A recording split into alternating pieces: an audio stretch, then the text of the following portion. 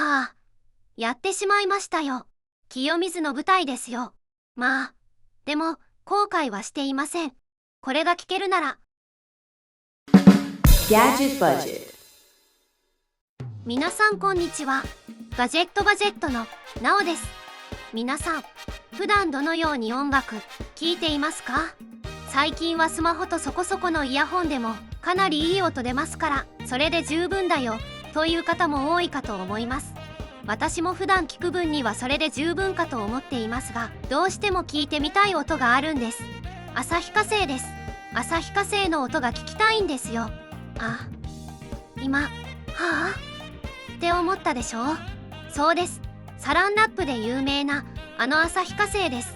正確には旭化成エレクトロニクス株式会社というサランラップとは別会社なのですが、実は音に関する重要な機器 DAC を作っている会社なんです。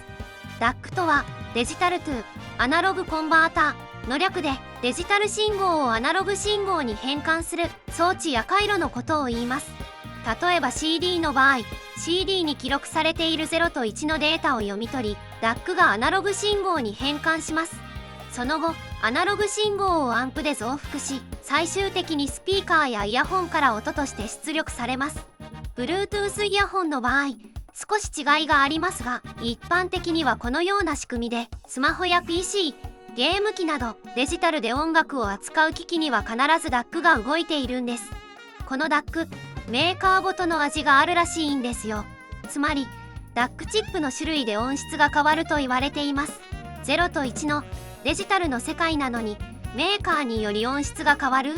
不思議だと思いませんか？例えばシーラスロジック社のチップはクールでバランスが良いであったり、 ESS テクノロジー社のチップはクリアでパワフルなサウンドのように、音作りの思想やアプローチが異なっているので、同じデジタルデータでもメーカーや製品による音質の差異が出るんだとか。私はいくつかオーディオ機器を持っていますが、旭化成の DAC は持っていませんでした。日本製でベルベットサウンド、まるでそこにいるかのような原音重視、そんな音が聞けるなら聞いてみたいじゃないですか。ああ、前置きが長くなりました。では開封しましょう。デジタルオーディオプレイヤーシャンリン M5 ウルトラです。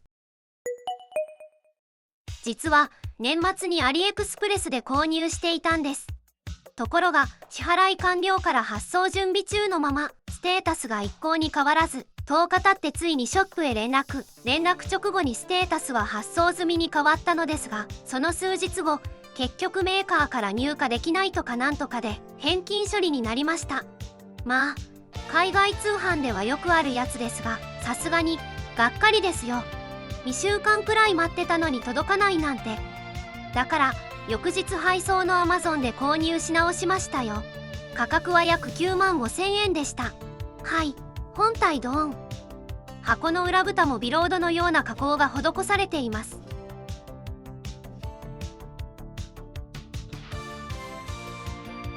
本体はずっしりとしていて重量感ありますね。一旦横に置いておきます。付属品を見てみましょう。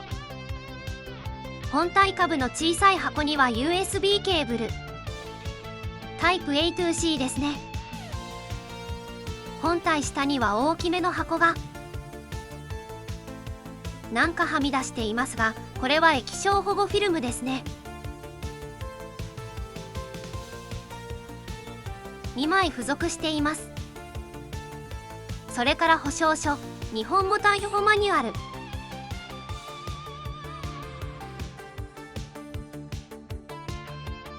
あとこれはシャンリンの製品カタログでしょうか。以上で全てですね。保護フィルムを貼って電源を入れてみましょう。フィルムは多少気泡が入ってしまいましたが、後でスキージーを使って除去しましょう。電源を入れました。Android ではないので起動が早いです。サイズは大体ですが、縦12センチ、横7.5センチ、厚さは2センチくらいです。重さはマイクロ SD カード込みで約 255g です。ではスペックを見ていきましょう。解説お願いします。任せとけ。DAC はなおが言っていた通り、旭化成のフラッグシップ AK4499EX と AK4191 が使われているな。これはもともと1つのチップで処理していたデジタル信号とアナログ信号の処理を2つに分離してノイズを徹底的に減らすというチップ構成になっているんだ。AK4191 がデジタル信号を処理し、それを AK4499EX がアナログ信号にするという役割分担だな。2つのチップセット構成で電源系統も別、クロック設計や基板レイアウトもかなり複雑で高度になるため、このチップが搭載される製品は価格が高めなんだ。アンプの TPA6120A は改造感が高く、素直で定評のあるアンプだ。1100mW という怪物級のパワーを叩き出すみたいだぞ。OS はシャンリン独自の Linux 系 OS だな。Android のようなアプリのインストールはできないが、Tidal というストリーミングには対応しているようだ。画面は 4.7 インチ、タッチスクリーンだ。接続は 3.5mm シングルエンドと 4.4mm バランス接続のほか、USB、Bluetooth だ。3.5、4.4 どちらもだけど、アウトプットのインピーダンスがちょっと高めだな。オーディオ界隈では、8分の1ルールというのがあって、プレイヤー側の出力インピーダンスは、イヤホンのインピーダンスの8分の1以下が望ましいと言われているんだ。高インピーダンスのヘッドホンなら問題なさそうだけど、一般的な低インピーダンスのイヤホンやマルチ B タイプのイヤホンだとマッチングが心配だ。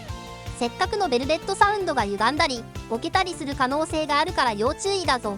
3.5mm のシングルエンドを使うなら38オーム以上のイヤホンであれば安定するんじゃないかな。その他いい意味で特徴はない。 OS もそうだけど特に尖った性能などはなく、純粋にピュアオーディオを目指したような製品だ。聞いた感じの音質が好みに合うかどうか、まあ今持っているプレイヤーと比較しながらじっくり聞いてみるんだな。じゃまたな。持っているプレイヤーで比較するなら ESS9219C のハイディーズ AP80 Pro X CS43131 のフィオエコーミニあたりでしょうか。どちらもエントリークラスですが、他だと古いプレイヤーになってしまうので、これらとの聞き比べをする感じでしょうかね。あとは USB DAC としてフィオを BTR7 と比較するのもありかもです。どうでもいいですが、AP80 Pro X の電子ブックと歩数計ってガチで使っている人いるのでしょうか。次回 M5 Ultra を聞いた結果と所感を報告します。果たして旭化成のベルベットサウンドとは DAC チップの違いで音質は変わるのか。エントリーとミドルレンジの価格差で音質に違いは出るのか。そのあたりを検証していきたいと思います。私の耳が聞き分けできない低性能なのか、高額オーディオはただのロマンに過ぎないのか、乞うご期待です。